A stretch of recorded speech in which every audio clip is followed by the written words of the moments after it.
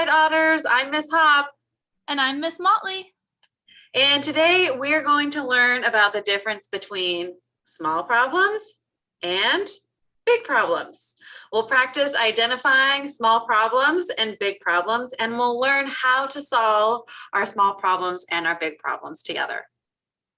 A small problem is a problem that you're strong enough and smart enough to solve on your own. Can you think of some small problems?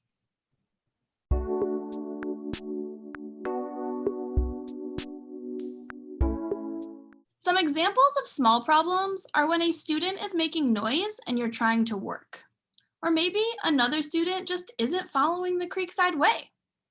Or they could be cutting in line or not following the rules at recess. Maybe they're not sharing a toy or taking turns, or someone says something mean or unkind or even excludes another student. Or maybe they just can't agree on what to play.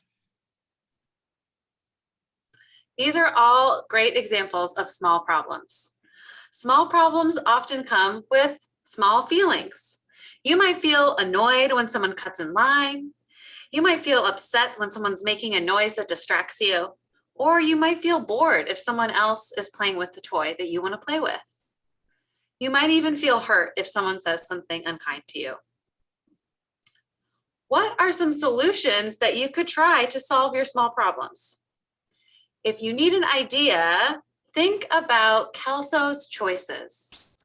Maybe there's a Kelso's Choices poster in your classroom, or you could think back to some Kelso's Choices lessons that we've done in years past. What are some solutions that you could try to solve your small problems?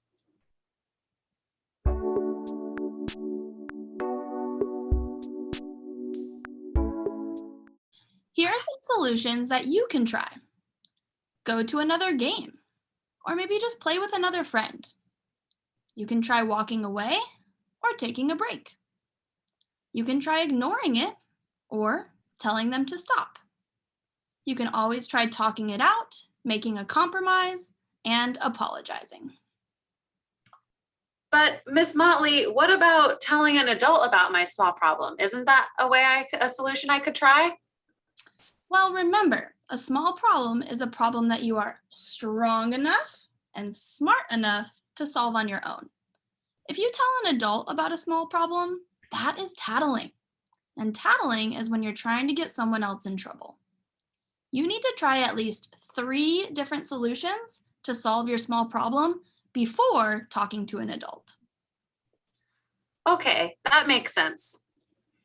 Now that we know about some solutions to solve our small problems, let's practice. Problem number 1. Ashley was playing basketball during recess when Jean ran up and grabbed her basketball. "Come and get it, slowpoke," shouted Jean as she ran away with Ashley's ball. Ashley felt really annoyed. This was the only recess today that she would be able to play basketball. What solution would you try to solve this small problem? Think to yourself for a bit. And once you have an idea, put your finger on your nose.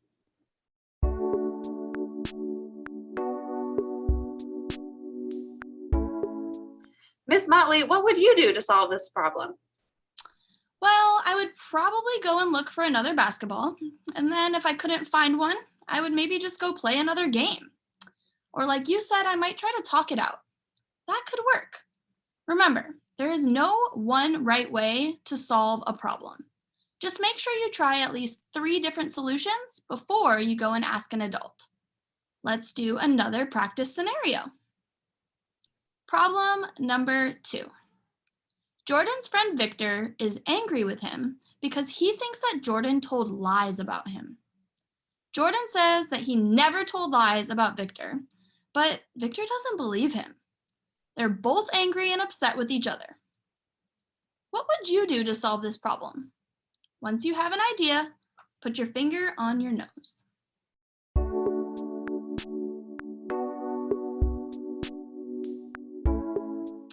Miss Hop, what would you do to solve this problem?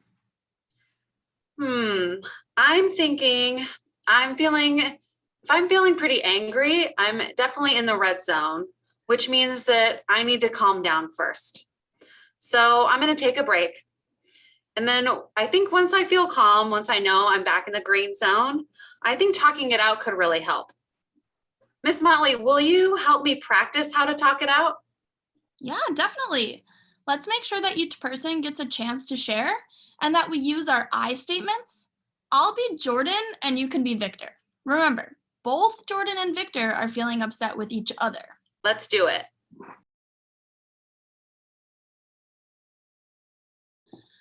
I feel angry. I did not tell lies about you. You are my friend, and that's not what friends do. I understand why you're angry. I would feel angry too if I thought that you told lies about me. I feel angry and hurt too. You're my best friend. And it really hurt my feelings when I thought that you had told lies about me.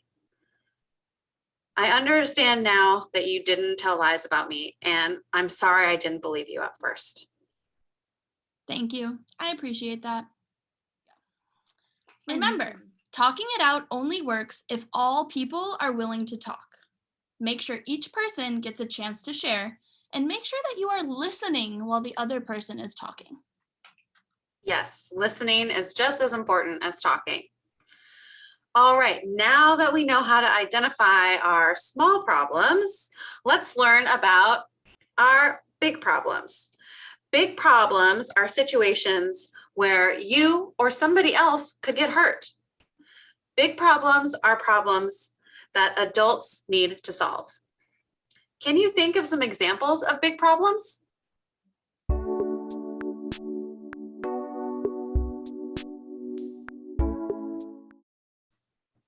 Some examples of big problems are if someone is throwing rocks at recess, that could really hurt someone. If someone takes something that doesn't belong to them. Being pushed down repeatedly, that's bullying behavior. Another example could be being made fun of repeatedly. That's also bullying behavior. If someone is hurt on the playground, that's a big problem. If someone is hurting your body, hitting you, kicking you, pinching you, punching you, that's a big problem. If someone is repeatedly invading your personal space or touching you in a way that makes you feel uncomfortable, that is a big problem. Big problems often create strong feelings.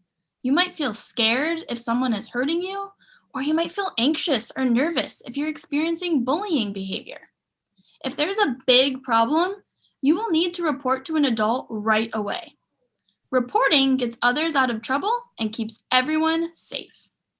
Who are some adults at school or at home that you can report to?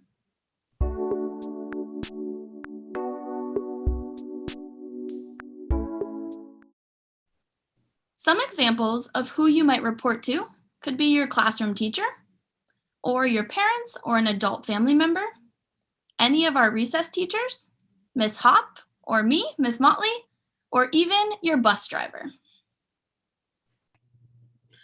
All right, let's review with a quick game. I'm going to describe a problem. If you think it's a small problem, a problem that you are strong enough and smart enough to solve on your own, you're going to go like this with your hands. If you think that it's a big problem, a problem that needs an adult to solve it, you're going to put your hands like this. Okay, are you ready? Let's do it. All right, example number 1.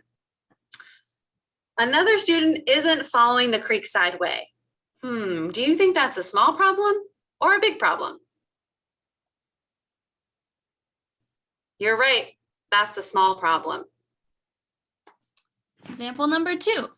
A student is cutting in line.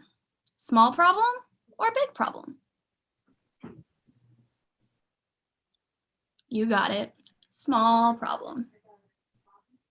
All right, example number 3. You notice there's some bullying behavior happening out at recess. Small problem or big problem? Yep, that's a big problem. You need to report to an adult right away. Number 4.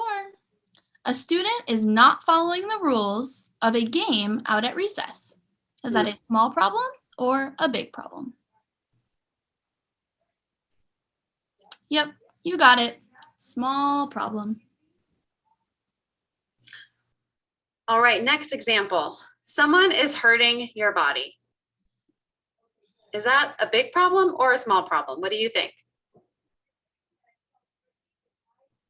Yep, that's a big problem. If you or somebody else is getting hurt, that's a big problem and you need to report to an adult. Last example. Someone is repeatedly invading your personal space. Small problem or big problem? You got it. Big problem. You definitely want to tell an adult, especially because of COVID. We want to stay safe. So make sure we are keeping our socially distant bubbles. Great job, Otters. You are all amazing problem solvers. Thank you for participating in our lesson today. Have a great day. Have a great day, Otters.